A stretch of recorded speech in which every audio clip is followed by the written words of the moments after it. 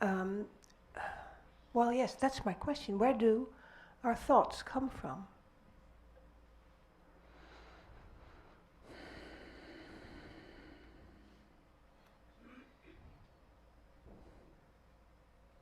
Oh, that's a very good question.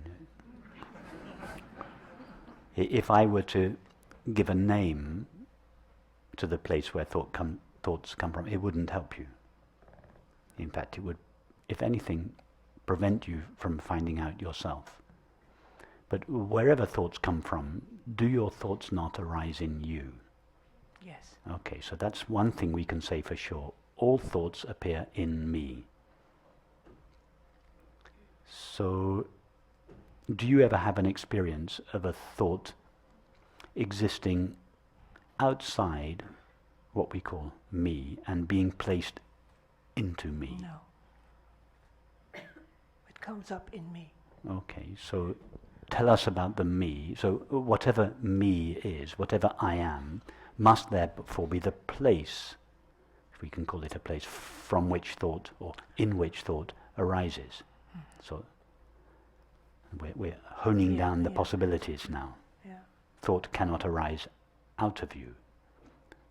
When a thought arises, when it exists, and when it disappears, it always arises in me, it exists in me, and it disappears into me. Have you ever seen a thought leave you and go into something outside of you? No. No. So we're narrowing the possibilities. Whatever I am is that from which thought arises. So the question is now, what is me? What am I? Right. That is that from which a thought arises, in which it exists during its existence, and into which it vanishes when it comes to an end. Right. Okay. Now, just to follow on with that, whatever it is that our thoughts arise from, that we call me or I, must itself be inherently or intrinsically free of thought, because thought arises in it. Prior to the arising of a thought, whatever that is free of the thought. So the thought arises in, exists in, and vanishes into that which is inherently free of thought. Yes? That in fact goes for every feeling we have, every sensation we have, and every perception we have. The perception of this room appears in ourself. It arises in ourself, and therefore the self, if we can call it a self, in which our thoughts, sensations and perceptions arise, must itself be intrinsically free of or empty of thoughts, sensations and perceptions.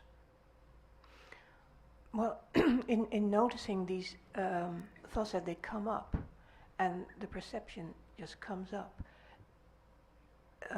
made me feel very free. How can I put it? It became very clear that there is no free will as we think the body-mind has, but it all comes up from this nothingness. From this no-thingness. Exactly. Which is no-thingness. Which exactly. is not something, but it is not nothing. Yeah. Yes. Exactly. Yeah. Yeah. Yes. So But you're right. There may be no individual freedom. Nevertheless, this no-thingness from which all experience rises, being free of the qualities of all experience, is itself absolutely and inherently free. Yeah. And that freedom echoes in each of our minds as the feeling, two feelings. One, I have free will, and two, I long for freedom. The longing for the knowledge, I have free will, is the recognition that the freedom we feel that is at our disposal is an echo in each of our minds of the true freedom out of which all experience arises. And our longing for freedom comes from the knowledge that what we essentially are is absolute freedom itself. And that is why when anyone ever puts any constraints on us, we rebel. Mm-hmm. The freedom you're now talking about is not the freedom I meant when I said we don't have free will, like we're not in the driver's seat. That's what I meant. Yes. But the freedom I felt when seeing these thoughts come from the no-thingness, that gave me freedom. You know, it's not that we don't have freedom. We have freedom, but our freedom is not the possession of a separate person. Right. Yeah. Take the experience of love. We all experience love, yes? None of us would say, I never experience love, or I don't have the experience of love. Now, love is not an experience that belongs to a particular person. The experience of love, just as the space in this room, this is an analogy, the physical space in this room doesn't belong to the four walls of this room. It wasn't generated by this building. It is temporarily contained in this building, but the space in this room actually belongs to a space that is much larger than this room.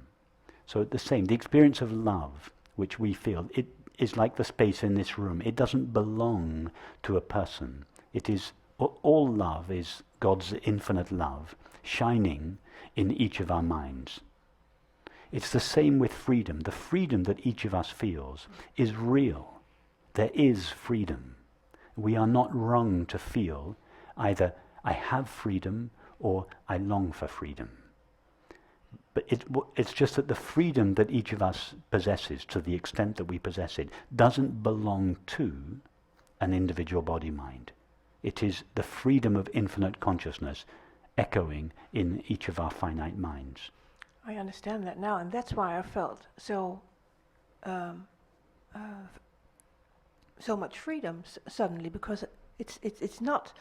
It has nothing to do with my body-mind. Yes. That's what I mean. That's right. Right, yeah. But we can at the same time use, our body-minds can use the freedom that it is given. Mm-hmm. It can, as it were, channel that freedom in certain directions. Yeah. So when you're faced with a choice, shall I do this or shall I do that? The freedom with which you choose this or that is not your own personal limited freedom. Exactly. It is the freedom of consciousness, and it is the job of your body-mind to channel infinite freedom in a direction that is either towards this or that, in such a way that it expresses truth, reality, love, intelligence. So although the freedom is not your individual freedom, nevertheless it is the job of your body to channel that freedom in such a way that it expresses and shares and celebrates truth and love and beauty. Yes, years ago I became a lay Buddhist, and I took the precepts, and well, you know about the precepts, and after some years I discovered that the precepts are not rules, but they are feelings, actions, or whatever that come from yourself, because you wouldn't want to do anything. Absolutely. Exactly. Absolutely. It's inherent. Yes, it is exactly as we were saying last night in the conversation about morals and ethics. Yeah. When we said that really all true morality or ethical behavior comes from a single understanding, and that is we share our being. Right. Hence, Augustine, when asked about this, just said, love and do whatever you want. Yeah.